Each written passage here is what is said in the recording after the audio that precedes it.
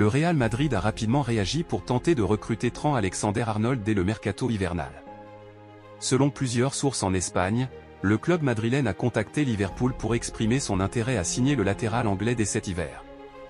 Cette prise de position audacieuse reflète l'intention claire du Real de renforcer son effectif avec l'un des meilleurs défenseurs du monde. Les médias espagnols rapportent que le Real Madrid a formulé une première offre. AS évoque une proposition de 15 millions d'euros, tandis que The Telegraph parle d'un montant plus élevé, autour de 25 millions d'euros, qui pourrait encore être revu à la hausse. Cependant, Liverpool n'a pas tardé à rejeter ces approches. Le club anglais refuse catégoriquement de se séparer de son joueur en janvier, espérant toujours le convaincre de prolonger son contrat, qui expire dans seulement 6 mois. Malgré cette fermeture, les dirigeants madrilènes restent optimistes. Ils misent sur le fait que TAA n'a toujours pas signé de prolongation avec les Reds, ce qui ouvre la voie à un transfert gratuit à l'été prochain. Cette perspective était d'ailleurs envisagée dès le départ, mais le Real semble déterminé à anticiper l'arrivée du joueur pour éviter toute concurrence. Du côté de Liverpool, l'atmosphère est tendue.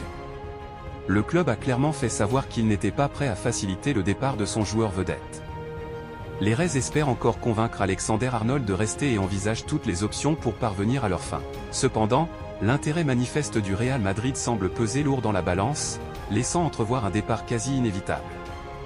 Michael Owen, ancienne gloire de Liverpool ayant également porté le maillot du Real Madrid, s'est exprimé à ce sujet. Sur son compte X, il a déclaré « Le fait que le Real Madrid ait officiellement manifesté son intérêt pour Trent Alexander-Arnold montre qu'il est sur le point de les rejoindre. Cela ne semble qu'être une question de temps. » Owen a également ajouté « Si Liverpool avait réussi à prolonger le contrat de TAA, le Real Madrid n'aurait pas bougé publiquement.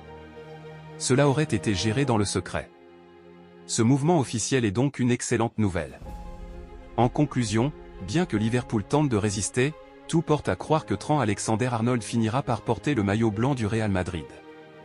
Que ce soit en janvier ou en juillet, le défenseur anglais est au cœur des plans madrilènes. La pépite argentine, Nico Paz, fait déjà saliver les dirigeants du Real Madrid, qui pourront le rapatrier pour une somme dérisoire l'été prochain. Il est souvent dit que la Masia est l'une des meilleures académies du monde. Cependant, le Real Madrid possède également l'une des meilleures formations, bien qu'il y ait peu de joueurs issus de la Fabrica dans l'équipe première en ce moment. Pourtant, le centre de formation madrilène a récemment révélé l'un des talents les plus prometteurs d'Europe, Nico Paz. Après avoir été vendu à Côme l'été dernier, Nico Paz, qui a déjà fait ses débuts avec la sélection argentine, brille en Italie. Chaque week-end, il impressionne les observateurs. Lionel Messi lui-même a salué son talent en octobre dernier, c'est une folie. Il a une maturité impressionnante pour son âge, et c'est pour cela qu'il est là. J'espère qu'il continuera de progresser et qu'on pourra l'accompagner. Il va se sentir à l'aise ici, car notre style de jeu avec beaucoup de possession du ballon lui convient parfaitement. Il possède de nombreuses qualités. En décembre, Paz a particulièrement brillé, avec une performance magistrale contre la Roma, ce qui n'a pas échappé aux dirigeants madrilènes. Du côté de Madrid, on se frotte les mains.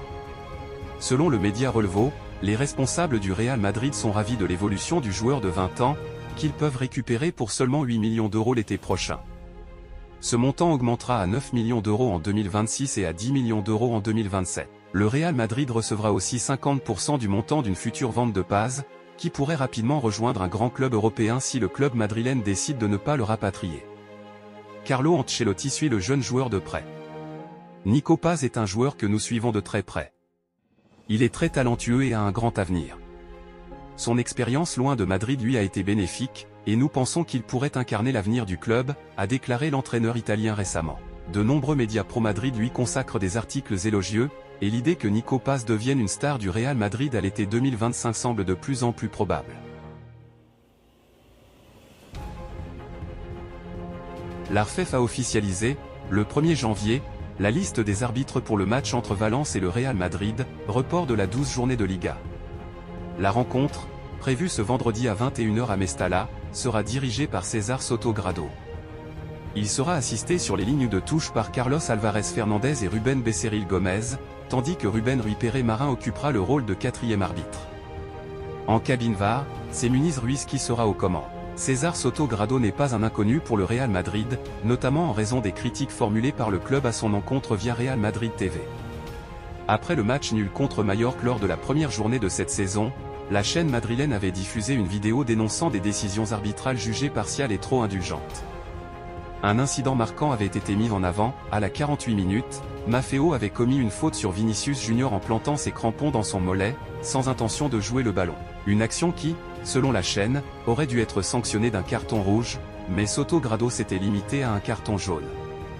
La chaîne avait également critiqué le bilan disciplinaire de cette rencontre. Malgré 11 fautes commises par Majorque, un seul carton jaune avait été attribué, alors que plusieurs actions méritaient des sanctions supplémentaires.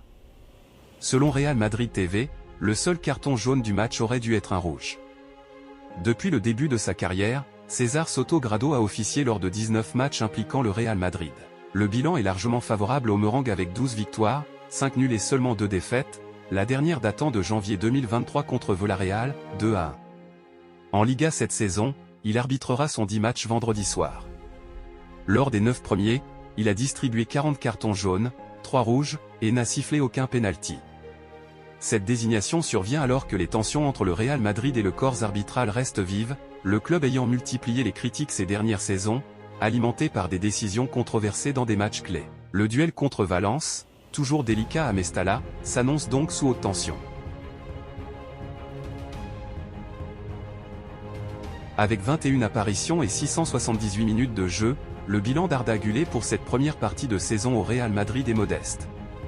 Pourtant, le jeune Turc de 19 ans nourrit de grandes ambitions et reste déterminé à s'imposer dans l'un des clubs les plus exigeants au monde. Un membre de sa famille, son grand-père Mehmet Ali Güler, a partagé son point de vue sur la situation du joueur et a mis en lumière l'état d'esprit du prodige. Dans une interview accordée aux médias turcs Sports, il a confié « Le Real Madrid ne laissera pas tomber ce garçon, ils ne le feront pas. Arda ira au bout de son contrat de 6 ans, mais ce qui se passera après reste incertain. » Mehmet Ali Güler a également évoqué le soutien inconditionnel que lui et sa femme apportent à leur petit-fils, même à distance. Malgré les horaires tardifs des matchs, il ne rate jamais une seule performance d'Arda. Nous veillons jusqu'à 1h ou 2h du matin pour le voir jouer. Nous sommes toujours devant la télévision, ma femme et moi. Ce sentiment est indescriptible. Quand il marque un but, je ne peux pas retenir mes larmes de joie. Le grand-père du joueur a ensuite souligné l'ambition et la détermination sans faille de son petit-fils. Je lui ai dit, mon garçon, tu es déjà le numéro 1. La Turquie te connaît, le monde te connaît.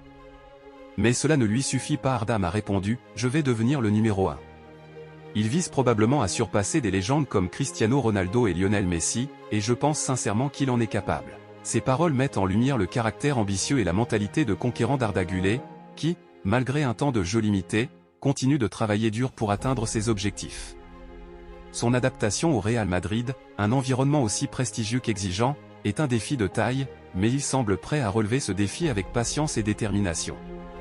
Pour le jeune Turc, le chemin est encore long, mais il peut compter sur le soutien indéfectible de sa famille et la confiance de ses proches pour continuer à avancer. À seulement 19 ans, Arda Güler a tout l'avenir devant lui pour écrire son histoire et, qui sait, marquer l'histoire du football mondial. Le passage de José Mourinho au Real Madrid a marqué un tournant dans l'histoire récente du club. Son travail acharné et sa capacité à construire une équipe compétitive ont largement contribué au succès obtenu par Carlo Ancelotti et Zinedine Zidane dans les années qui ont suivi.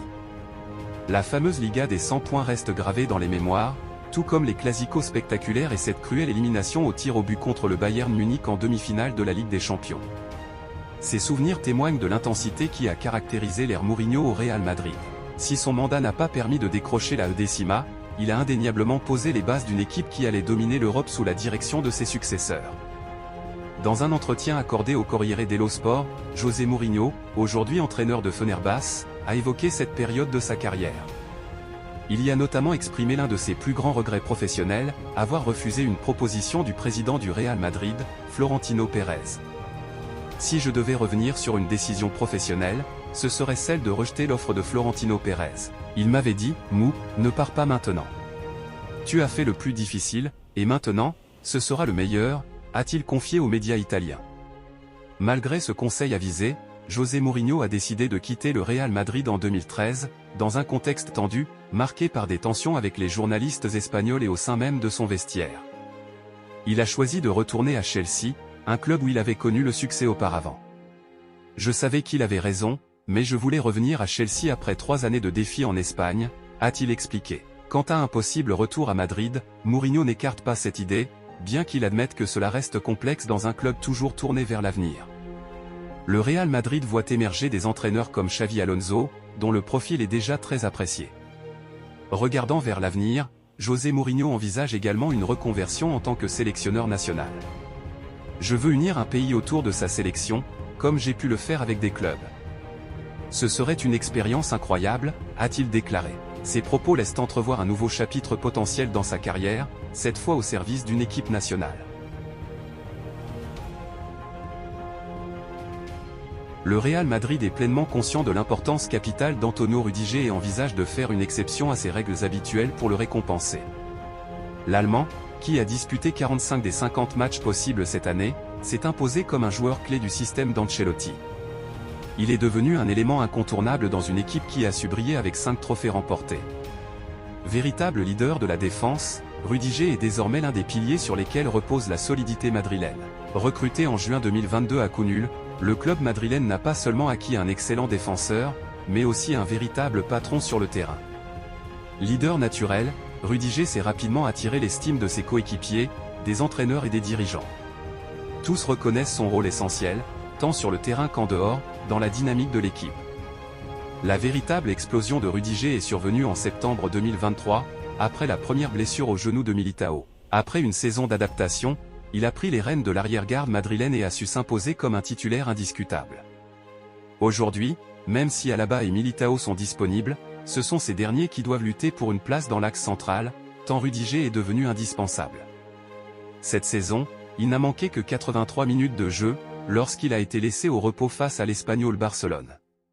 Sur les 26 rencontres officielles disputées par Madrid, il en a joué 25 dans leur intégralité, confirmant son statut de « bête physique ». Son endurance, sa discipline et sa rigueur en font un joueur sur lequel Carlo Ancelotti peut compter sans réserve. Le contrat de Rudiger, qui court jusqu'en 2026, pousse le club à réfléchir dès maintenant à son avenir. Bien que l'Allemand, âgé de 31 ans, n'envisage pas de quitter Madrid, les discussions autour de sa prolongation sont inévitables. Traditionnellement, le Real Madrid applique une politique stricte avec ses joueurs trentenaires, ne leur offrant que des prolongations annuelles. Cependant, selon Marca, une exception pourrait être faite pour Rudiger. Les dirigeants madrilènes envisageraient de lui proposer une prolongation allant jusqu'en 2027, voire 2028, en reconnaissance de son immense contribution. Cette décision marquerait une entorse à la règle, témoignant de l'importance stratégique qu'occupe désormais Rudiger au sein du club.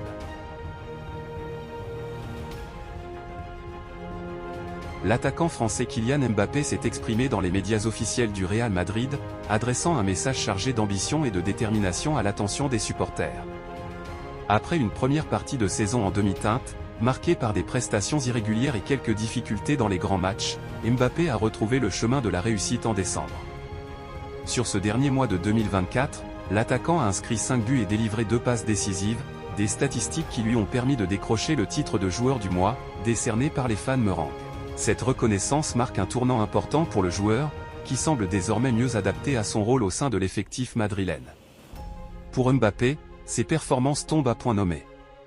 Conscient qu'il sera surtout jugé sur ses prestations lors des grandes échéances européennes, il a néanmoins profité de cette fin d'année réussie pour aborder 2025 avec plus de confiance et de sérénité.